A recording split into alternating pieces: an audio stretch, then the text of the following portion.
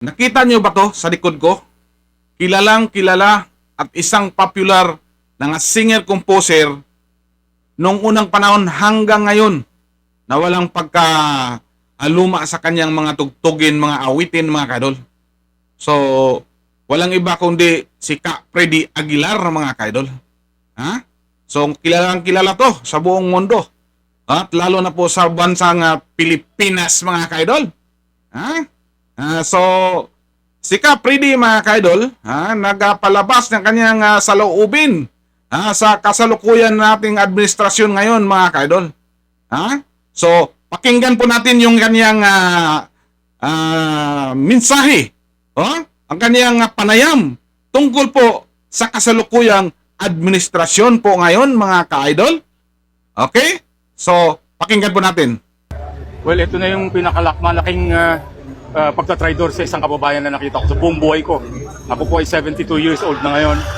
Lahat po halos ng naging presidente ng Pilipinas magmula kay Diosdado Macapagal hanggang kay Digong, hanggang kay Bongbong ay nasaksihan ko lahat po ang kanilang pagpapatakbo. Pero ito na po yung pinakamalaking traidor na pangyayari sa isang naging presidente.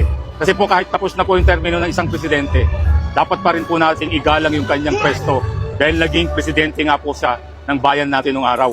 Bukod pa doon, isa po si Presidente Duterte o si Digong po tawagin namin sa napaka-popular na presidente na nasaksihan ko rin sa buong buhay ko. Siya na po yung pinakamahal at minahal ng mga Pilipinong naging presidente. Opinion lang po ni Ka Freddy, mga kaidol, ang kanyang pinapaabot po sa sambayanang Pilipino, mga kaidol. Tayo po ay malayang magpahayag sa ating saloobin sa ngayon, mga kaidol. So, kayo ng mga taong bayan ang humusga, mga kaidol. At may isa pa, mga kaidol. May isa pa na may panayam at ang kanyang ding saloobin.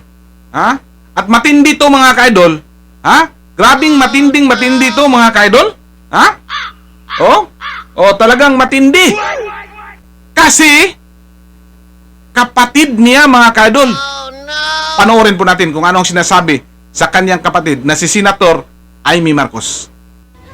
So agree ka na ito ang most corrupt budget in history? Sa panahon ko, ito na siguro yung pinakamalala kasi hindi ko siya maintindihan. Isipin mo, walang respeto miski sa Pangulo. Yung mga flagship project, hindi na inilagay. Lahat inilagay sa program which is wala lang. So nako, mga kaidol. Kung balikan po natin ang nakaraan, mga kaidol, nung unang panahon sa panahon ni